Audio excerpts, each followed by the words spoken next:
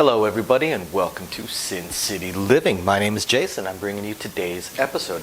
As always, please hit those like and subscribe buttons. We have a ton of content coming out for you guys every single day. And our usual shout out of appreciation to our patrons. All those tips of support are just going to go towards making the channel better. We're really excited to eventually be able to add more things to this channel. Gambling related, of course. So we've actually never drawn a penny out of that account. We're just continuing to let it build up until we're able to afford to add more games to it. If you're curious about it, go ahead and check the description of the video down below, or for other ways that you could help us out in adding those channels if you'd like. If not, no pressure, no worries. We appreciate you guys just tuning in. Please email us with any strategies, questions, be it dice, blackjack, bach, pai gow, just casinos or Vegas in general. We're more than happy to shoot any videos that we can for you guys. We absolutely love shooting those types of videos. And otherwise, I'm going to jump right into today's video. So today's video is actually a request from some of my coworkers on a video that I could shoot. And this one, of course, deals with not players or strategies. This one deals with dealing, with dealing dice itself. And one of the primary issues that we see with a lot of dealers once they come out of their dealing school, and especially once they've got some time under their belts at dealing, I would say that this particular subject is one of the 2 or 3 things that separates the elite dealers from the below average dealers. Really, the way it tends to be looked at is that somebody's either a dice dealer or they deal dice. And one of the things that really separates dice dealers from people that just deal dice is communication. Communication and communicating what you were doing, what the other players are doing, what the bets are, communicating not just with your players, but also with the other dealers. In fact, communicating with the other dealers is key. That is one of the biggest things that makes the difference between someone who deals dice and someone who is a dice dealer. So what do I mean? Well, when it comes to things like communicating with your players, imagine that you're on a full table. You've got 7 or 8 players on your side, and the dice are just getting ready to move, and just as they are moving, that comes flying in towards the middle, and 2 people mumble something amongst the loud volume that's going on at the casino, the music and everything else. Now, what do I see about 85% of dealers do? They nod at the players and just stare at it. And that right there is the sign of an extraordinarily weak dealer. A good dealer is going to repeat their bets extremely loudly so the stick person, who's actually in charge of that area and those bets, hears what the bet is, and also so the box, if you have one, hears it. Generally, when I book a bet, I try and book a bet so loud that the dealer on the other side hears me as well. That way there can be no question that the bet was booked and what the bet is. When you don't book a bet, you are offering up the opportunity for a jackpot. It doesn't matter if you very clearly heard what the player said and nodded your head or said it's a bet or something like that. That does not matter. If that player disputes what they bet and you were the only person who booked that bet, the only person who heard it, nobody else heard a bet being booked, then more often than not, they're going to side with the player and they're going to blame you for the mistake, whether or not you actually made a mistake. It does not matter, again, if you heard very clearly what the player said. All that matters is, was it booked loudly enough for at least one other dealer to hear it? Because at that point, now you have 2 people that can say, no, sir, that's not what you bet. So those chips go flying in. If those chips came flying in on my game as the dice are going out, I would book them as loud as I can. You've got a $5 hard 10 and a $6 3-way crap, my second and my third. Book it very loudly. The stick person's going to go bet. That's all they're going to say is bet, because they heard me say it. And I also said the amount, which is key, because now if, say, let's say a hard 8 rolls, now the player can't say, no, I bet a hard 8, because another dealer heard me book that bet, and if I said it loudly enough for another dealer to hear me book that bet, that means I said it loudly enough for the player to hear me repeat their bet and not correct me. So if I yelled out $5 hard 10, my second, and the player didn't say anything, they can't 5 seconds later, 2 seconds later, when the dice land, go, that wasn't a hard 10, that was a hard 8. Well, if that were the case, when I just screamed your bet and you didn't say anything, why? Once we book that bet very, very loudly, it's a bet. When they teach you how to deal dice, one of the things they say, it's not technically true, but one of the things they say is something is not a bet until 2 dealers repeat it. Technically, I should yell out $5 hard 10, $6 three-way crap, my second and my third, and the stick person should go $5 hard 10, $6 three-way crap bet. At that point, now it's been booked by 2 dealers, it is a bet, and it cannot be changed. I mean, of course, the players could, oh no, but if the dice are already out, we're likely to say no bet on anything else they try and say, because the dice are already out. It was a late bet.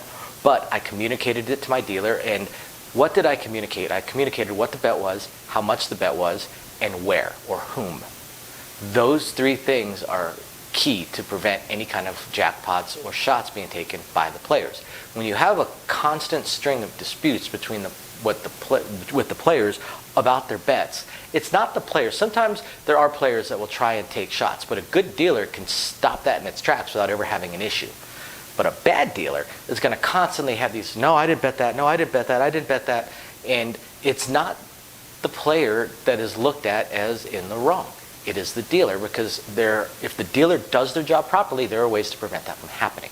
Same thing happens when you're dealing with the players themselves. If somebody throws this down and mumbles something, and the dealer just goes and then stands up, the dice land, and 8 rolls, and the player's like, I had a $12 8. Well, no, sir, no, you didn't. You said 6 and 8. Did anybody hear that bet?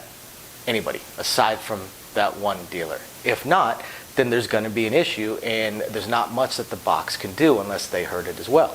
But if the player throws that in, and the dealer goes 6 and 8, 12 action is a bet.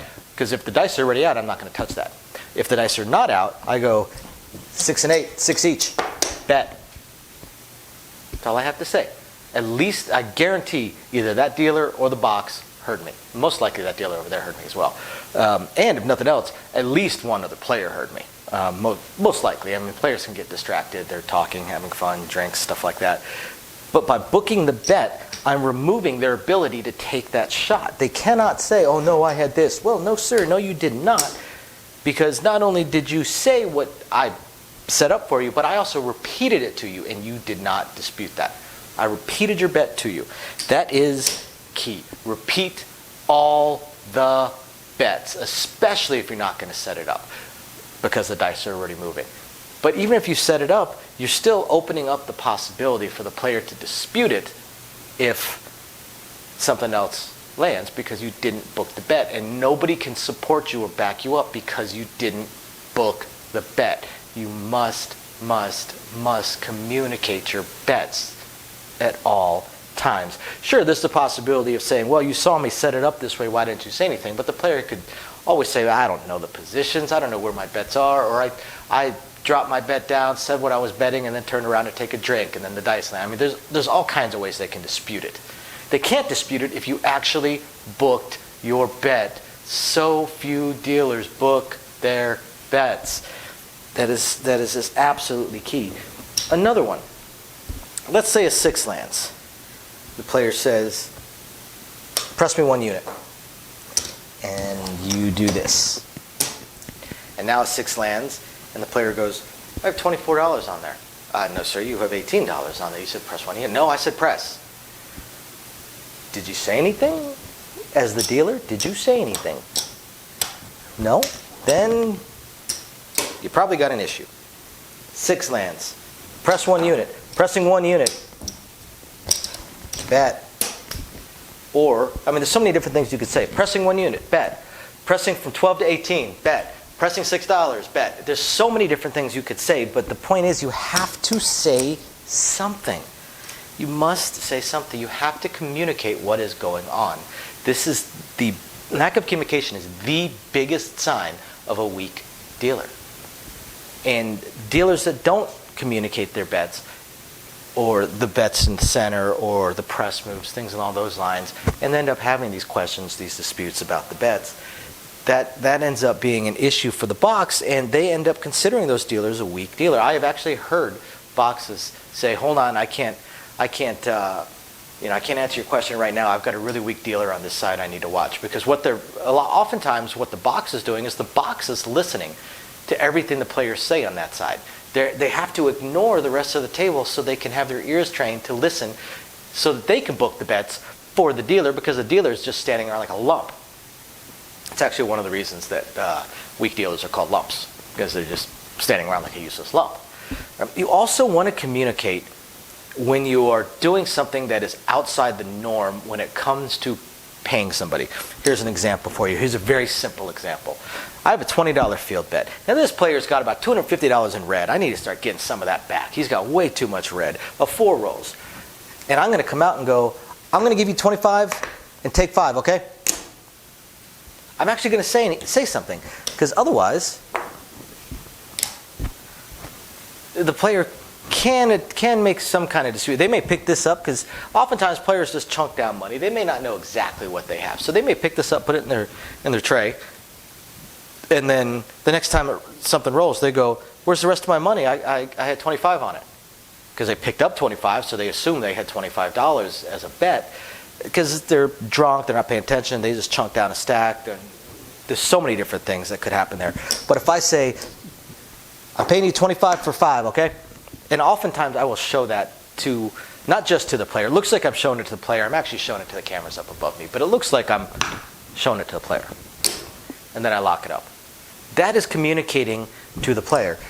Also happens with let me think of a good example, with line bets. Now I know you guys can't see most of it, so I'm going to set this up over here in the corner so you can see it.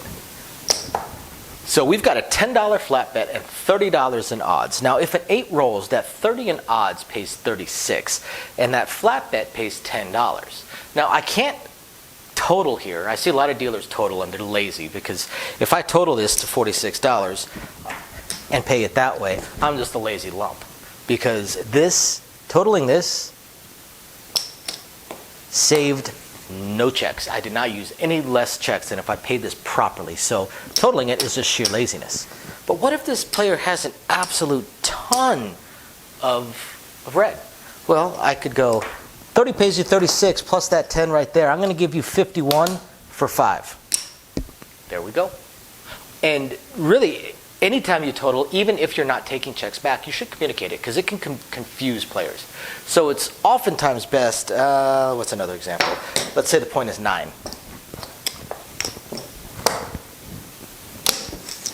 I see this kind of stuff fairly often. So the point is 9. Player once again has 30 in odds. They have $15 flat bet. Now if a winner 9 rolls, and I don't feel like giving them a whole bunch of red, because it'd be 45 in the back and 15 up front, so they would get a whole ton of red. They'd get $35 in red. I could, they'd get $40 in red. They'd get $40 in red. But if they have a whole ton of red, what I could do is I could say, that pays you 45, that pays you 15, for a total of 60. There you go. Player knows exactly what I did. They don't stare at it, because you'll see that a lot, where the player will pick up their money and turn it sideways and stare at it, and they'll do this, because most players don't really know what it pays, and they can't really calculate it out super fast. Alternatively, what I could do, even though technically we're never supposed to touch the pass line bet, we will on occasion. So if the player has just way too much red, I might say, 30 pays you 45 plus 15 is 60. I'm going to give you $75 and take 15, okay? Communicate. You communicate with your players. Always talk through what you were doing. So I hope you guys find this interesting, helpful, and this is a great thing that you can use to identify whether or not a dealer that is on your table is a good dealer or not. Are they communicating? Are they booking every bet? Are they repeating every bet? And obviously, and I'll be honest on this, we don't repeat every single bet. If it's a super quiet table, player throws in a bet, and they say it, they say their bet, and it's very, very, very clear that the other dealer and I heard the bet, I'm probably not going to repeat it. Very, very likely not going to repeat it because it's already been clearly acknowledged by two of us. And chances are, if we both heard it, then the box heard it as well. So there won't be any ability to have a dispute. But it's a good it's a good practice to communicate every single bet. And you can use that again to identify whether or not a dealer is a good dealer. Are they communicating their bets? So I hope you guys find this amusing, interesting, enlightening, and if nothing else, interesting. Thank you very much for watching, everybody. We'll catch you guys next time. Bye now.